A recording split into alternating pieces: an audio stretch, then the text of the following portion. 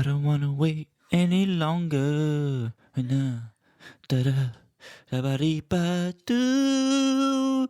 I don't want to wait. You know, some people send us the actual song I know. in DMs, and they're like, he's singing the words wrong. I know. It's not even the song. What was that from Dawson's Creek? I don't know what it's It from was from a anymore TV because show. you butchered it to the point where I don't even know. And we actually did a TikTok about it too, just like kind of recently, like about a month ago or something, like using that song. Doctor said you got PCOS. Now go on, girl, just lose some weight. Till I took the symptoms into my own hands and reversed them naturally. So I became a dietitian to help my sisters feel the best they've ever felt. Take a step in my direction if you wanna prove them wrong and take control of yourself. Join a sister and a I sing so many random stuff throughout the day. I know. I wish people could see what it's like when we work throughout the day. Like, Yeah. like what kind of debauchery and like Debauchery.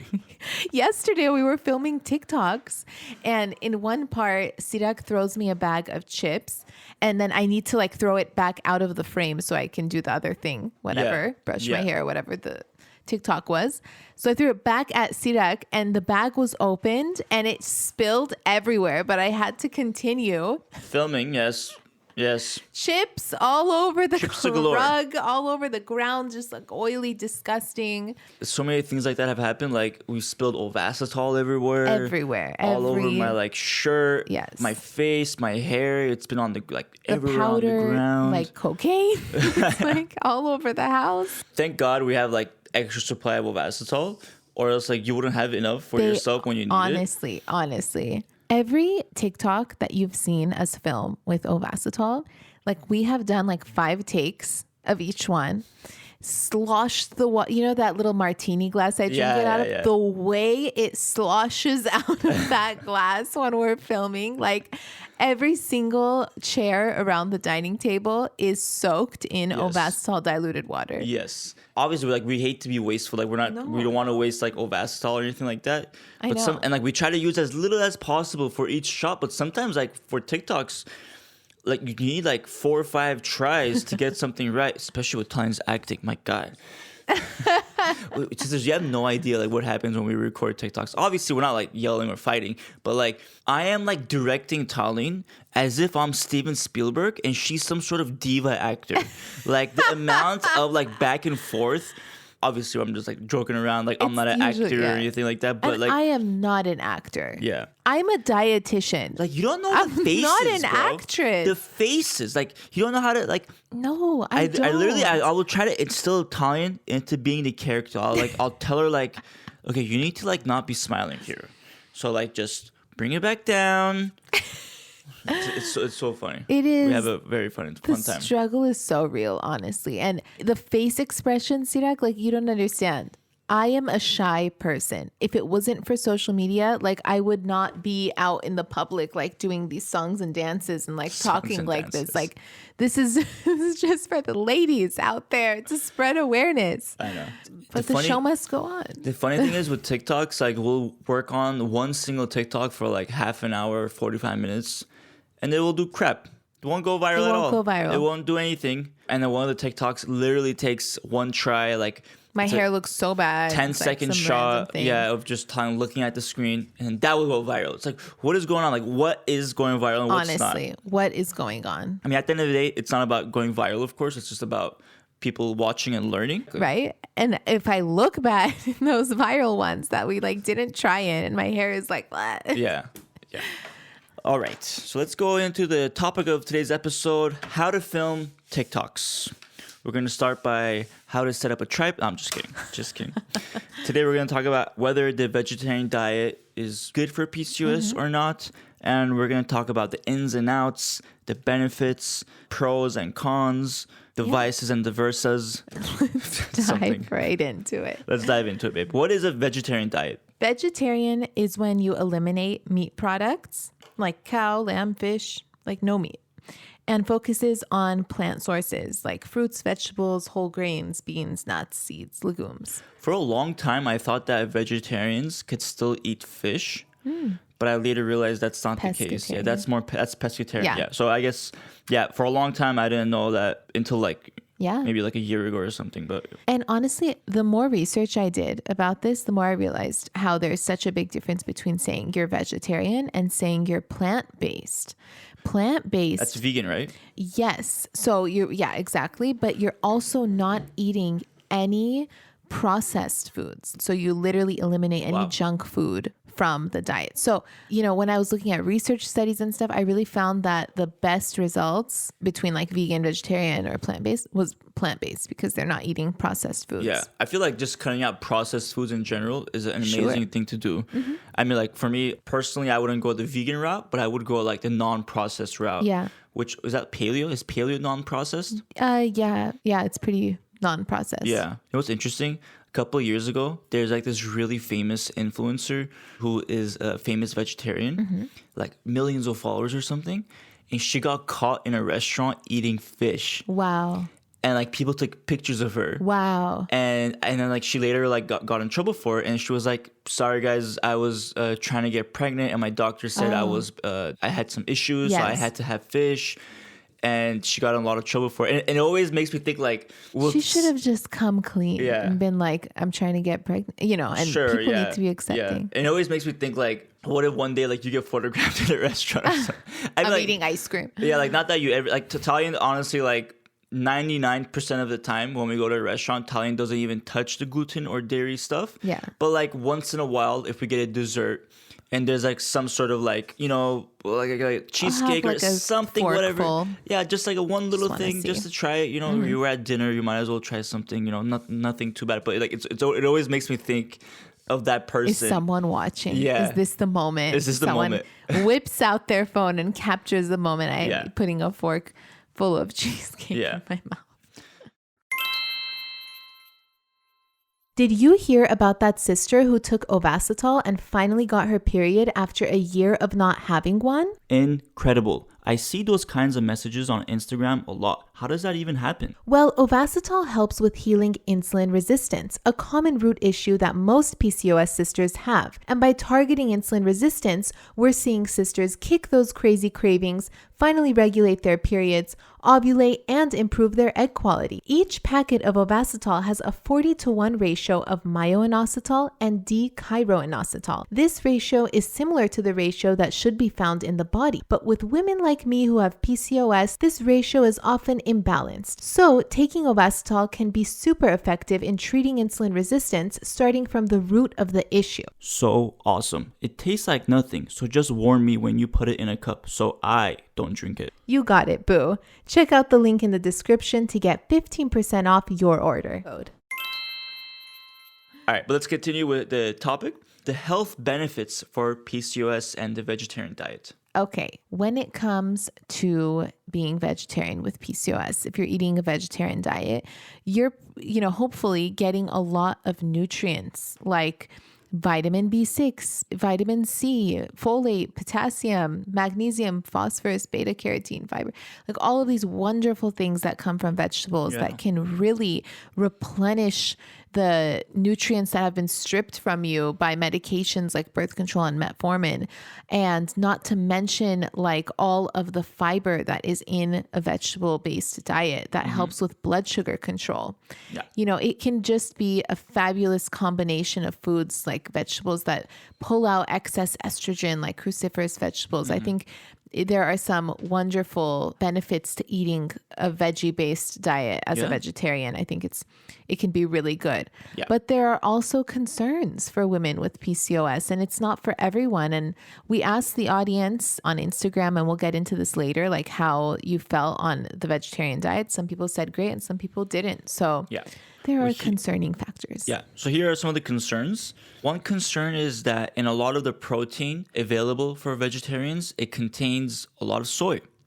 So like especially tofu, think just tofu, right? I mean, is there other soy-based protein Edamame. products? Yeah. Edamame? Well, I mean, does yeah, that have it's protein in it? A little bit, right? Yes, yes. Yeah. So yeah, that's one concern is that there will be a lot of soy if you're just going for tofu or edamame and things like that. A lot of women with PCOS have sensitivity to soy. Yeah. Honestly, you wouldn't know unless you cut it out and figured it out for yourself. Like I said, everyone is different.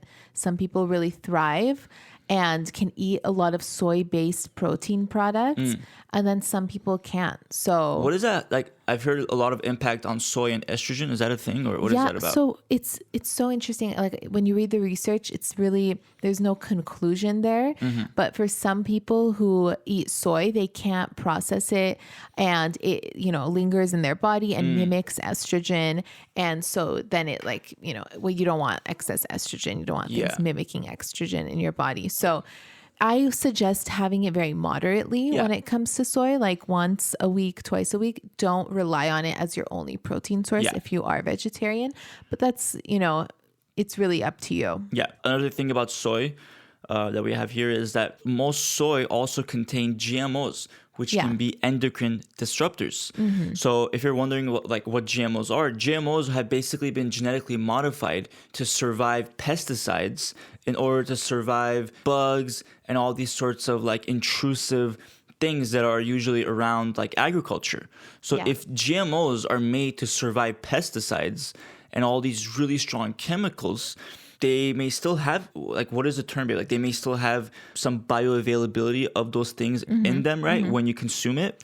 Yeah, it could be on it, you could be eating that. So it could be an endocrine disruptor. Yeah, so if you're going to go for soy, just choose a non-processed soy that is non-GMO. Yes. And that's a recommendation for everything that you eat. Make sure that it's non-GMO. There's not enough research on its impact as an endocrine disruptor. Yeah. And you don't want to put yourself at any type of risk. Yeah. Of course, it's not easy to find products that are all non-GMO. I feel like that's, it depends where you live and where you're shopping and stuff. But of course, do your best to choose organic, especially as a vegetarian because you're eating all these vegetables.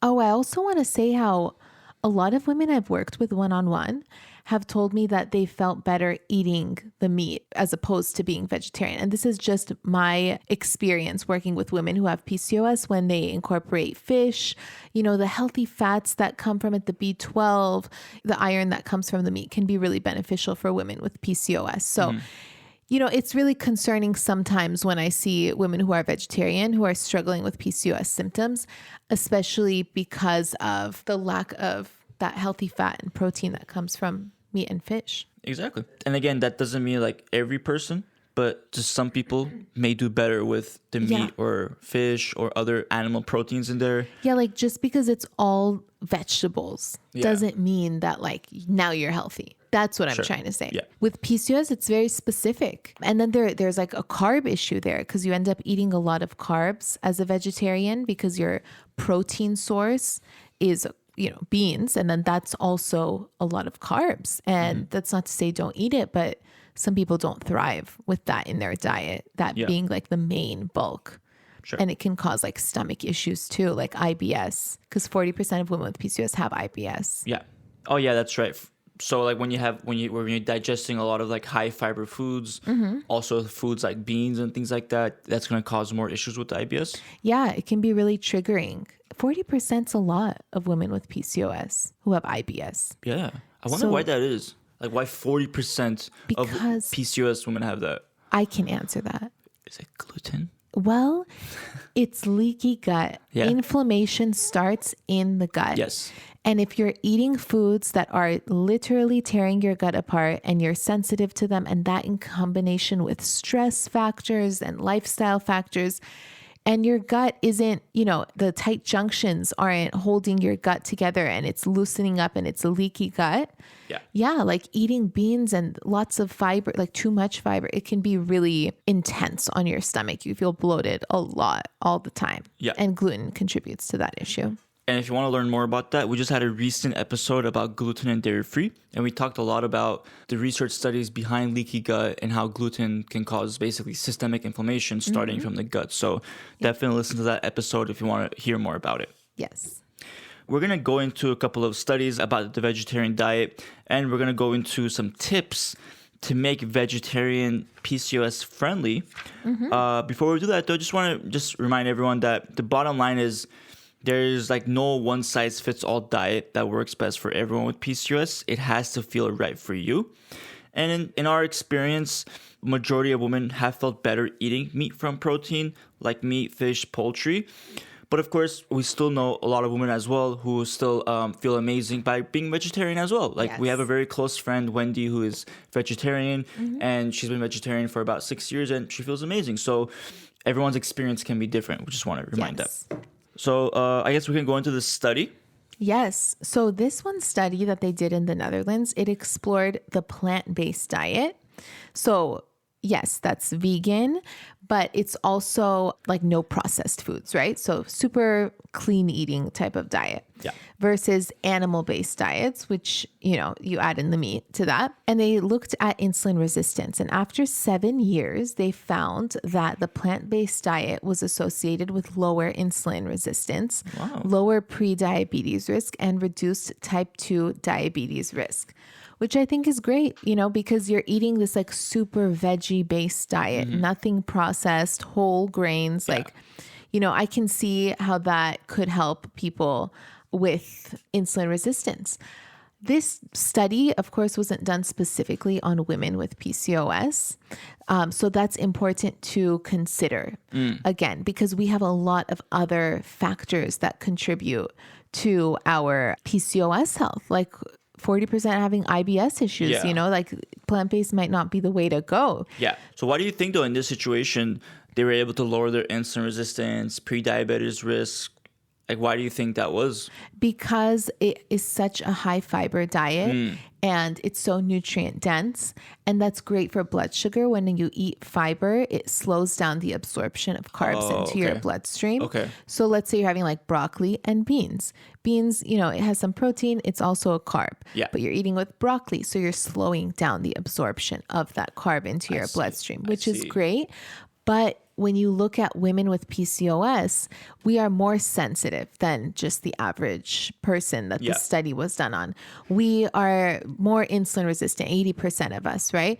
So maybe that fiber isn't necessarily enough to slow down the absorption of the carbs into our bloodstream. Maybe we need, you know, more protein or fat or like avocado, you know, like maybe we need like a little more attention to the details of our diet than the average person. So this is just one study that I found on plant-based diets and insulin resistance. And I thought it was worth mentioning and also discussing how, you know, this isn't specifically on women with PCOS. Yes. And one thing to consider too is like, was this study done on women too? Like how many of the people in the study were actually women? Because we've talked about in the past, a lot of studies done in the world are like 90% men.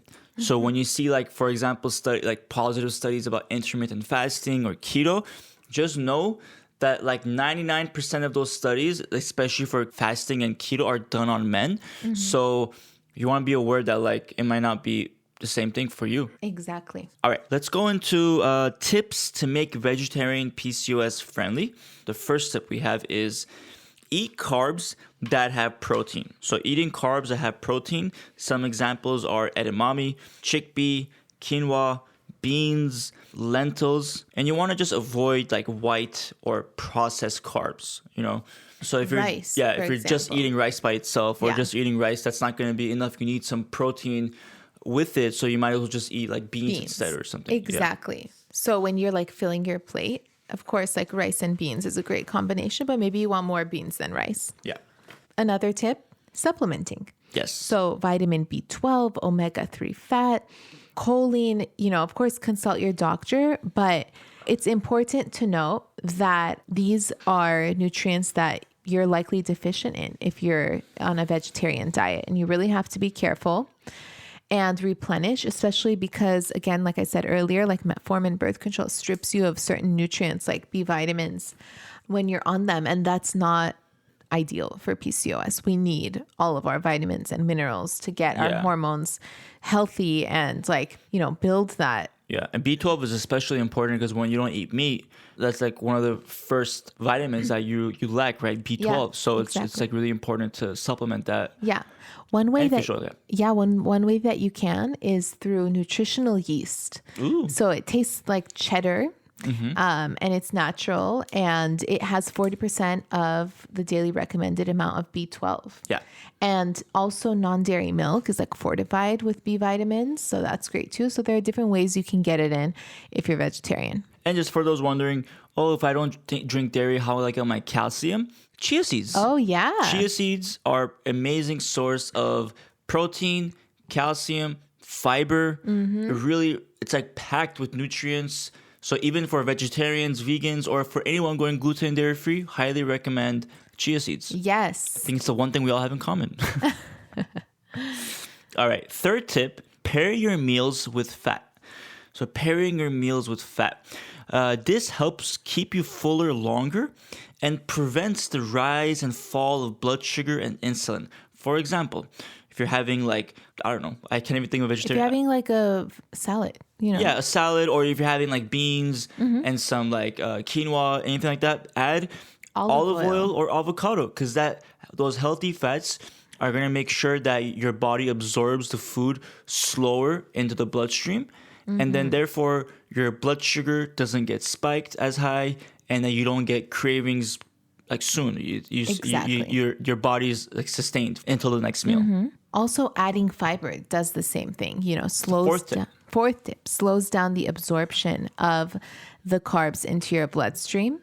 And you want to add that to every meal and make sure that, of course, if you're vegetarian, you're probably eating vegetables. But sometimes when you're vegetarian, way to yawn right into Oh my God. Sometimes some people who are vegetarian are leaning more towards processed foods because that's quicker to grab and go than making yourself a salad. But it's really important.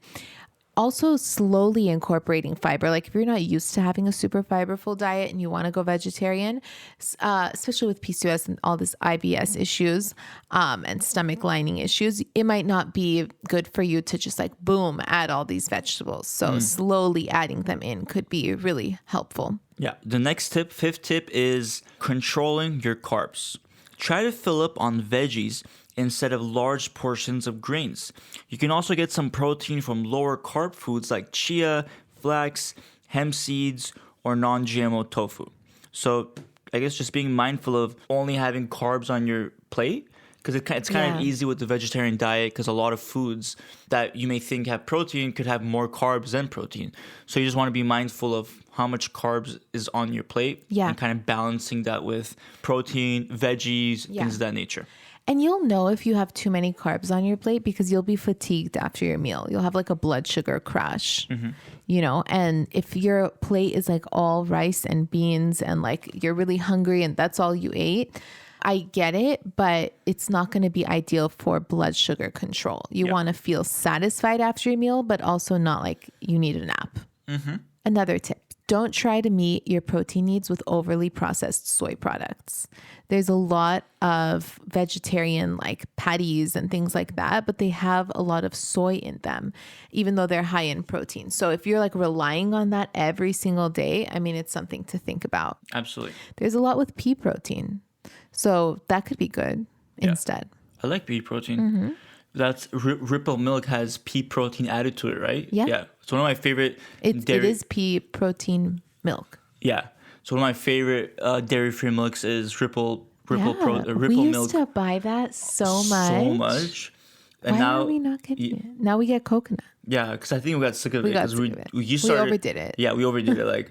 We would get Ripple a 2-year all thing. the time. Yeah, for a whole year. And now I think right now we're just getting coconut milk, unsweetened. I think Whole Foods brand or something like that. And then sometimes we get flax milk. The key is though, just get the unsweetened kind, because you don't have the extra added sugar and processed ingredients. Last tip, pay attention to how your body feels.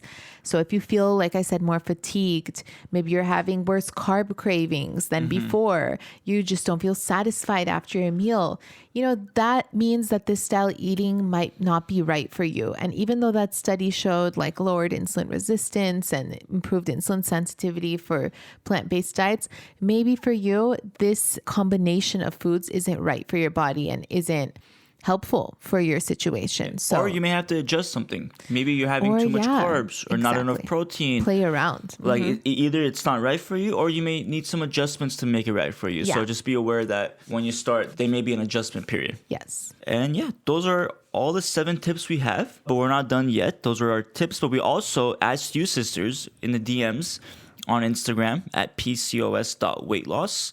We asked, what has your experience been on the vegetarian diet? But before we do that, let's go to the hotline. Ooh. Yes. Hate it. So for anyone that's new, we have our hotline that you can call or leave a text message to. It's at 1-833-ASK-PCOS, 1-833-ASK-PCOS. You can leave a voicemail and we'll play your voicemail here, or you can just send a text message and we read your message. So today, we're going to go ahead and read a message that was left to the hotline. And the message goes, "Hi, I am obsessed with your podcast and listen to one every morning." That's awesome. "You guys are so much fun to listen to and the true definition of a power couple. Thank you for all you both do for us sisters. I have a question regarding insulin resistance. I have been trying to understand it for years, and you both have made it so I am finally able to understand it. My question is, what is your opinion on using a glucose monitor to help monitor your insulin resistance?" Ooh, it's a great question. I think that's a great idea to closely monitor your insulin sensitivity. Yeah. You can check your blood work. You can prick your finger before your meal, 2 hours before, right before your meal, right after your meal, 2 hours after your meal. And there are specific ranges that you compare your results to see how well you're metabolizing the carbs in that specific meal. Yeah. So, for example, you might find that like rice makes your blood sugar go really high, but then like potato doesn't. Sure. But everyone's different. But closely monitoring with blood work like that, a finger prick, glucose monitor is a really quick way to understand. I think it's fabulous if you really want to get like specific with your insulin resistance and like really understand what foods you shouldn't. Yeah, or like be eating. how each meal is impacting it, so that over time you kind of like learn and you get a better knowledge of your body, so that probably in like a year or so you don't even have to have one, or like maybe in a couple of months you don't have to use it because you know how each meal or how each portion can impact you. Exactly. And that's great. I think one company that we know of that's really awesome is called Levels, I believe. Yes. Levels, Levels. Check that out. Maybe you can find it through Google, like Levels glucose monitor. Yeah. There's a lot of different ones. Yeah, and there's a lot of different ones too. That's just like one company that we've heard good things about. There's also a lot of other companies that are, I'm sure, very good as well. All right, so let's go back to the DMs and asking the sisters, what has your experience been on the vegetarian diet? Absolutely wreaked havoc on my stomach was one answer. That was the first answer. Second answer, I was hungry all the time and I had so much anxiety. First 2 responses, a little, it didn't work for those people. I personally loved it. I've been full vegan for 10 years. That's the third response. That's not Talian saying her experience. Yes. Fourth response is, I've been vegetarian for 6 years now, and it hasn't had any impact on my PCOS symptoms. Another response, I was so fatigued when I tried it and just couldn't get anything done. Interesting. Yeah, I definitely can see why the fatigue is there. Probably from the lack of vitamins, lack of protein. Carbs. Yeah. Having too many carbs, maybe. Anything's possible. And then the last response is, I don't feel as bloated and my skin is radiant. Well, that's awesome. That is awesome. So I think everyone can kind of see from these responses, it's a mixed bag, right? So some people may really benefit from going vegetarian or vegan, and other people may not. It may be the opposite for them. In our experience, as we said earlier, we feel that majority of people with PCOS who eat animal protein may be better off. But again, that doesn't mean there are some people who benefit even more from going vegetarian. Yeah. And those who are vegetarian, there are some people who are doing such a good job of replenishing any nutrients that they might be missing or balancing their plate, that they really thrive on the vegetarian diet. So it's really up to you and you to figure out what works for your body. Yeah, exactly. And our job here is to support you all the way through it, and just keep you aware of all the things. So exactly. Whether you're going vegetarian or not and you're seeing results, that's great. Keep doing what's working for you. Yes. All right. So I guess to end off the episode, we'll go to our usual wins of the week. Again, these are sisters who are managing their PCOS, losing weight, thriving, and just eating the foods that they love, and just, showing PCOS who's a damn boss. God damn it. We'll start with Francoise Ocasio. Francois! In the sisterhood, she says, last week I lost 2 pounds. Since starting 2 weeks ago, that makes 4.5 pounds total. Woo! So happy about these changes, especially how great I've been feeling. Also, I started Ovasitol last week and it's been working wonders.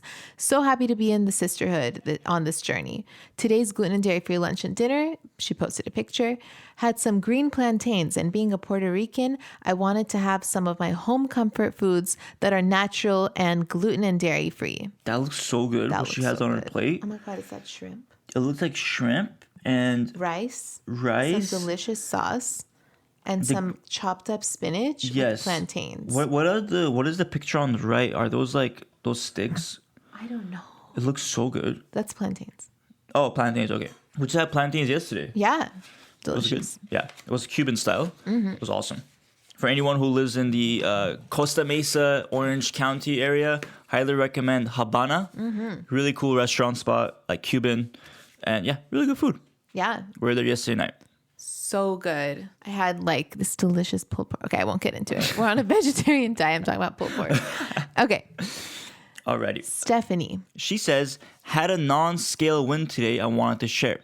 I went to clean out my closet today, prepared to have to throw away or donate most of the pants I hadn't tried on since the left photo was taken. And then she has a before and after photo in her message. She says, it's been an extremely gradual process, but I am finally down 20 pounds on the right and was able to fit into every pair of pants I tried on.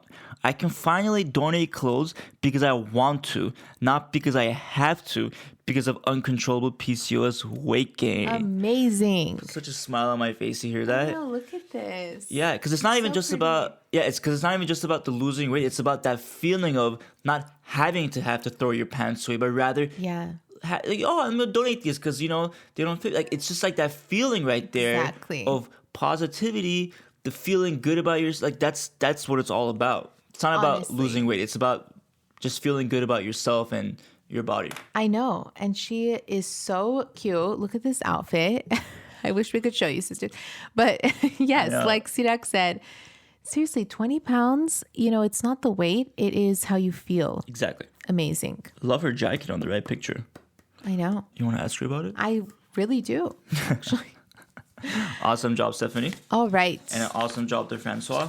And that is the episode. That is the episode, sisters. Let us know how you feel, if you're vegetarian, if you love it, if you're thriving. We have recipes for you in the sisterhood. Oh, yeah. And they are balanced for PCOS. The protein carb fat ratio, we got you covered. Yeah. Yeah, exactly. Although we have a lot of gluten dairy-free recipes, we also have a whole section for vegetarian recipes because we want to support all our sisters and their decisions. So we have a whole section for vegetarian as well. Well, awesome. We'll talk to you soon, sisters. Yes. Take care. Have a great week. And let us know if you have any questions. You can always DM us on Instagram and we'll answer you right back. All right. Bye. Bye-bye. If you enjoyed listening to this podcast, you have to come check out the Sisterhood. It's my monthly membership site where sisters just like you are learning how to move through the stages of PCOS. From stage 1, cold and alone at the doctor's office, to stage 5, nailing the PCOS lifestyle, gluten and dairy free. Get ready to finally feel in control of your body again.